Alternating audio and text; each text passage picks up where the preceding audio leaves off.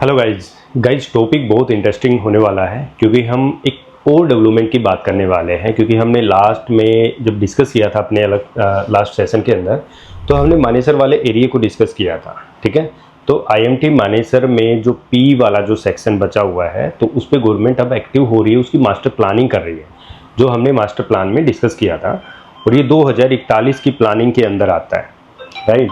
तो 2041 में अब क्या क्या है कि वहाँ पे मिक्स यूज लैंड कंसेप्ट बनेगा, सारी चीज़ें, क्योंकि वो ग्रीन फील्ड डेवलपमेंट है। तो ग्रीन फील्ड डेवलपमेंट में हमेशा टाइम मिलता है। ब्राउन फील्ड डेवलपमेंट में क्या होता है कि कुछ चीज़ें रेडी मिलती हैं कि भाई रोड निकला हुआ है, सीवरेज निकली हुई है वहाँ पे, है ना, ऑलरेडी प्लान के अंदर, भाई इसको तोड़ के दोबारा थोड़ा सा अच्छा करते हैं।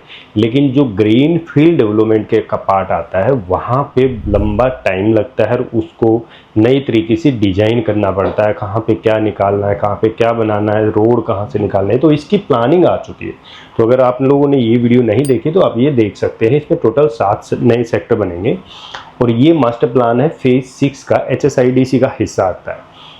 ये जो एरिया है ये KMP का जो क्लोरली बना हुआ है, नेशनल हाईवे NH8 और KMP पंचगांव के बगल में वो एरिया है, राइट।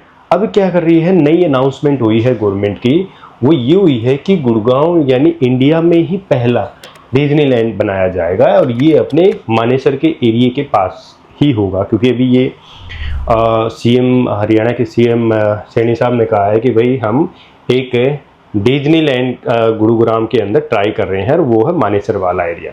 तो आज हम इसके ऊपर ही डिस्कस करेंगे कि ये होता क्या है, कैसे होता है, राइट।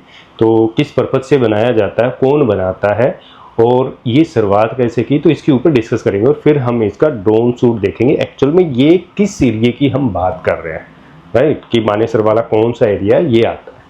तो गाइज आप लोगों ने अगर ये वीडियो नहीं देखी है तो आप देख लीजिए, क्योंकि उसके बाद ये चीज़ें समझ में आ जाएगी। और अगर आप कुछ एक्सटेंशन रोड के ऊपर देख रहे हैं तो आप ये वीडियो देख सकते हैं। तो शुरू करते हैं आज के सेशन को और समझते हैं डिज्नीलैंड के बारे में, जो कि हरियाणा में अनाउंसमेंट हुई है गुरुग्राम के एरिया के अंदर। तो गाइज हरियाणा में बनेगा डिज्नीलैंड जैसा बड़ा थीम पार्क, क्योंकि ये थीम पे ही डिजाइन किए जाते हैं। इसके अंदर जैसे कई राइड्स होती हैं, कई कार्टून्स जैसे मिक्की माउस जैसे, सिंड्रेला, एल्सा, स्पाइडरमैन जैसे, ये एक्चुअल टाइप में दिखाई देते हैं। जैसे कि हम कई बार सिंगापुर जाते हैं तो वहाँ पे यूनिवर्सल हो तो उसमें आपको राइड्स नज़र आती हैं, या आपने कभी शंघाई चाइना में गए हैं तो वहाँ पे ऐसे पार्क हैं, यानी जिसमें बच्चे और बड़े इंजॉय करते हैं, सभी जाते हैं। यहाँ वहाँ पे सब कुछ होता है, यानी गेम से रिलेटेड, आपका खाने पीने से रिलेटेड या स्पोर्ट्स से रिलेटेड राइड्स वगैरह, ये सारी चीज़ें वहाँ पे होती। तो इसके लिए गवर्नमेंट प्लान कर रही है कि भाई हम मानेसर वाले एरिया में जहाँ पे KMP और NH8 की जो लैंड पार्सल है P7 के आसपास, तो वहाँ पे गवर्नमेंट प्लान कर रही है कि हम एक डिज्नीलैंड पार्क को वहाँ पे डिजाइन किया जाए, राइट। तो इसके लिए ये चीज़ें गवर्नमेंट क्या है करके है कि यहाँ पे प्लान कर रही है। तो अब ये डिज्नीलैंड होता क्या है, ये किसने बनाया था, ठीक है। ये जो डिज्नीलैंड है ना, ये दी वाल्ट डिज्नी कंपनी है, जो एक इंटरनेशनल बेस है एंटरटेनमेंट, और ये काफ़ी अच्छी कंपनी है, यानी टॉप 10 में से एक कंपनी के अंदर आता है। ये दो भाइयों ने मिलके इसको स्टार्ट किया था। 16 अक्टूबर 1923 में इसकी मतलब स्टार्टिंग की थी दो भाइयों ने। एक भाई का नाम था वॉल्ट डिज्नी और दूसरा था रॉय ओ डिज्नी। तो ये दो भाई थे जिन्होंने मिलके इस डिज्नीलैंड को स्टार्ट किया था 1923 में 16 अक्टूबर को, राइट। तब से ये स्टार्ट किया। तो इन्होंने क्या किया कि जैसे कि ये चीज़ें भाई या तो ये लीज पे लेते थे उस लैंड को अलग अलग कंट्रीज के अंदर, US हो गया, है ना, कैलिफोर्निया टाइप हो गया, वहाँ पे इनका हेड ऑफिस है।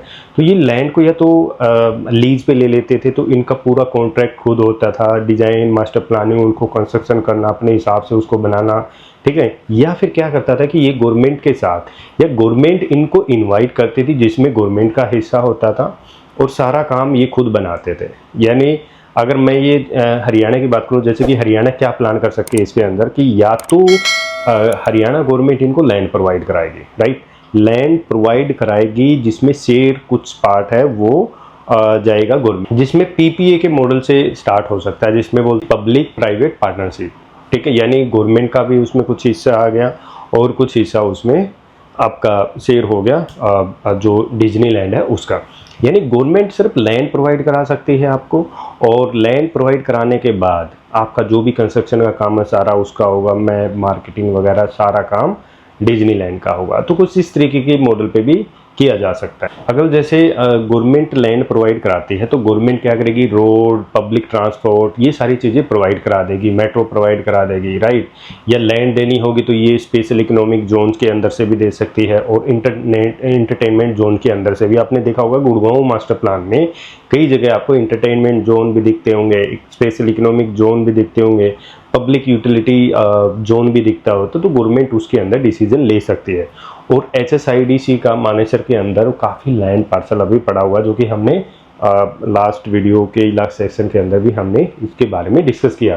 तो डिज्नीलैंड को क्यों बनाया जाता है, क्यों लाया जाता है, क्योंकि इसमें जब गवर्नमेंट टूरिज्म को बढ़ाने की कोशिश करती है तब इसके बारे में सोचा जाता है, या गवर्नमेंट अपने जो इकोनॉमिक है उसको ग्रो करना है, ताकि लोग बाहर से आएँ और चीज़ों को देखें, उस एरिए में चीज़ों को आगे बढ़ा। क्योंकि अभी तक इंडिया के अंदर कोई भी डिज्नीलैंड पार्क नहीं है। अगर यहाँ आ गया तो काफ़ी अच्छा आपको एप्रिसिएशन रियल एस्टेट के अंदर दिखेगा। तो डिज्नीलैंड दुनिया में कहाँ कहाँ है ये साथ के साथ नोट करते रहना आप लोग, कि जैसे कि अमेरिका में है, कैलिफोर्निया और फ्लोरिडा में है, फ्रांस में, पेरिस में, जापान, टोक्यो में, चीन, शंघाई और हांगकांग के अंदर बने हुए हैं। दक्षिण कोरिया में भी डिज्नीलैंड जैसे कई थीम पार्क है। जैसे जो शंघाई है ना, शंघाई में चाइना और डिज्नीलैंड का पार्ट है, यानी आई थिंक 53% चाइना का शेयर है और 47% के आसपास जो शेयर है वो डिज्नी का है। तो अब भारत में आएगा डिज्नीलैंड जैसा पार्क। जैसे कि एक न्यूज़ है जो अभी हरियाणा गवर्नमेंट ने इसमें अनाउंस किया था कि हरियाणा के मुख्यमंत्री नायब सिंह सैनी ने बताया कि राज्य सरकार दिल्ली के पास NCR क्षेत्र में एक बहुत बड़ा एंटरटेनमेंट पार्क बनाने जा रही है जो डिज्नीलैंड जैसा होगा। ये पार्क 500 एकड़ ज़मीन में बनेगा। इसकी लोकेशन होगी मानेसर, जो कि गुरुग्राम के पास और दिल्ली में से भी नज़दीक है। ये जगह KMP एक्सप्रेस और रेल से जुड़ेगा, जिससे लोग आसानी से वहाँ पहुँच सकते हैं। तो ये मानेसर वाला पार्ट आएगा। तो अब बोलते हैं कि क्यों बन रहा है ये पार्क। पर्यटन बढ़ेगा, यानी टूरिज्म को बढ़ाना, उसके बाद नौकरी के नए अवसर मिलेंगे, आसपास की सड़कें सुविधाएं बेहतर होंगी, देश दुनिया में लोग घूमने आएंगे, हरियाणा को एक नई पहचान मिलेगी। तो ये इसलिए बनाए जाते हैं। क्या डिज्नी कंपनी इसमें शामिल है, क्योंकि इनकी बात चल रही है। भाई ये क्या है कि डिज्नी खुद आएगी यहाँ पे वो करने के लिए, या गवर्नमेंट इनवाइट कर रही है, या डिज्नी इस पे लीज पे लेगी, या PPA के मॉडल पे जाएगी, ये अभी डिस्कशन चल रहा है, जो कि अभी कुछ प्लान नहीं हुआ था। इसके बारे में एक बार पहले भी डिस्कस किया गया था, तो उसमें कुछ ज़मीन को लेकर समस्या आ गई थी कि जो 1989 में हरियाणा में एक सरकार ने 28,000 एकड़ में थीम पार्क बनाने की कोशिश की थी, लेकिन किसानों के विरोध के कारण वो प्रोजेक्ट रुक गया था। ये जो प्रोजेक्ट होगा ये किसानों की मर्जी के साथ होगा। अगर किसान चाहेंगे तो होगा, अदरवाइज नहीं होगा, राइट। यानी किसान अगर एग्री है तो ही ये सिस्टम बन पाएगा, अदरवाइज नहीं। जैसे कि यहाँ पे ट्राई किया था तो लोगों ने, जो किसानों ने उसमें विरोध किया और रुक गया। अब सरकार कह रही है कि किसानों की मर्जी से ही ज़मीन ली जाएगी और कोई ज़बरदस्ती नहीं होगी। यानी अगर किसान चाहेंगे तो ही होगा, पहले की तरह नहीं किया जाएगा। इसी तरीके से नई मास्टर प्लानिंग, क्योंकि अब गुड़गांव के अंदर का हिस्सा तो बचा ही नहीं, सारा का सारा आपके जो बड़ी जो लाइन है कौन सी, KMP के साथ साथ ही आपको अनाउंसमेंट नज़र आने लगेंगे, क्योंकि KMP की जो प्लानिंग हो बहुत बड़ी है और बहुत पुरानी है। क्योंकि इस रोड के साथ साथ कई सिटी, कई ऐसे पार्क आपको नज़र आएंगे, क्योंकि शहर के अंदर ये चीज़ें पॉसिबल नहीं हैं। और शहर के अंदर ऑलरेडी जो लैंड है वो रिक्वायरमेंट में जा चुकी है, बन चुके हैं, क्योंकि इसके लिए एक बड़ा पार्क चाहिए, बड़ा हिस्सा चाहिए लैंड का, जिसके अंदर बनने में या बनाने के लिए आपको कनेक्टिविटी भी चाहिएगी, इंफ्रास्ट्रक्चर भी चाहिएगा, जहाँ पे किसी भी प्रकार की रुकावट ना हो, रेजिडेंशियल को ना हो, पब्लिक को ना हो। इसलिए हर चीज़ें बाहर ही निकाली जा रही हैं। तो इन चीज़ों में समय लगेगा। ऐसे नहीं कि भाई आज बोल दिया काम शुरू हो गया, ऐसे तो नहीं हो सकता, राइट। तो समय लगेगा। तकरीबन ये सारी चीज़ें 15-20 साल के आसपास की चीज़ें उभर के आएंगे। इतना पेशेंस होता नहीं है लोगों में। लोग चाहते हैं कि अभी होने चाहिए, अभी लगा लें और अभी कर दें। ऐसा नहीं होता, राइट। 15-20 साल, गुड़गांव को भी देखो 1970-80 से स्टार्ट हुआ, 2025 में कितने साल लगे, तब जाके आपको एक बेनिफिट मिला है, राइट। तो किसी भी चीज़ का पेशेंस अगर नहीं है किसी के अंदर, वो इन्वेस्टमेंट नहीं कमा सकता। बड़ा सिंपल सा फंडा। आइए अभी थोड़ा सा आपको ड्रोन सूट के थ्रू बताता हूँ कि ये है कहाँ पे। देखो अगर मास्टर प्लान के अंदर एक बार चीज़ें चेक करें तो ये जो है इसका हमने लास्ट सेशन में डिस्कस किया था पी वाले सेक्शन का, राइट। ये अप्रूव्ड मास्टर प्लान है जिसके ऊपर बातें चल रही हैं गवर्नमेंट की, और ये वाला हिस्सा आ जाता है इधर। तो गवर्नमेंट क्या कर रही है कि इसी एरिया के अंदर प्लान कर रही है, क्योंकि ये इसके साथ साथ ऑर्बिटल रेल कॉरिडोर भी है, RRTS भी आनी है, 55-56 से जो मेट्रो आएगी उसका भी जंक्शन यहाँ है। तो यहाँ पे हर साइड से लोग आ सकते हैं, इसलिए इस एरिया को चुना गया है। और ये खाली एरिया है, अरावली की पहाड़ियाँ हैं, ये पहाड़िया एरिया है, ये सारा पहाड़ी इधर को पहाड़ी है, ये पंचगांव इधर पंचगांव आ गया। तो यहाँ पे आना, व्हीकल से आना, तो रोड वाइड्स हैं, लोगों को पब्लिक को परेशानी नहीं होगी, मेट्रो से आ सकते हैं, बाई रोड KMP आ सकते हैं, NH8 से आ सकते हैं, तो चारों तरफ से लोग यहाँ पे आ सकते हैं। इसलिए इस एरिया को चुना गया है और इस एरिया में ही आपकी लैंड अवेलेबल है, क्योंकि बाकी जगह नहीं मिल रही है, राइट। तो यहाँ पे आपको एक चीज़ और बता देता हूँ, जो ये वाला जो एरिया बच गया ना, ये इस इधर ऐसे ये पटौदी के सेक्टर आ गए हैं। पटौदी मास्टर प्लान हमने डिस्कस किया है, जिसमें 50 पटौदी के नए सेक्टर बनाए जाएंगे। अभी कितने हैं? आई थिंक 7-8 हैं, है ना। तो मास्टर प्लान में डिस्कस किया था, तो पटौदी के सेक्टर हैं इस साइड, नए सेक्टर जो आने हैं। आई थिंक 49 या 50 तो यहीं पे है, 49-50 शायद इस एरिया के अंदर आता है, राइट। ये बिलासपुर आ जाता है इधर आगे, फिर यहाँ पे बिनोला है, राइट। तो ये NH8 ऐसे चला जाता है। तो यहाँ पे 50 सेक्टर नहीं आ रहे हैं, तो ये सारा रिक्वायरमेंट में चला जा रहा है।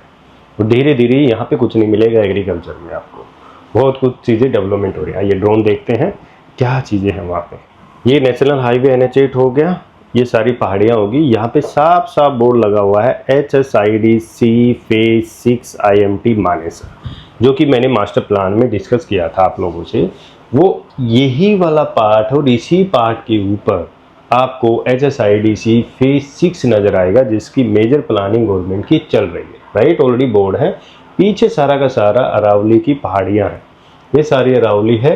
ये जो बिल्डिंगें देख रहे हैं आप, ये गुरुग्राम की है, यानी सेक्टर 80 साइड, या मानेसर ये है सेक्टर 79 और 80 की बिल्डिंग इधर। फिर इधर सेक्टर 1 आ जाता है इसका मानेसर का।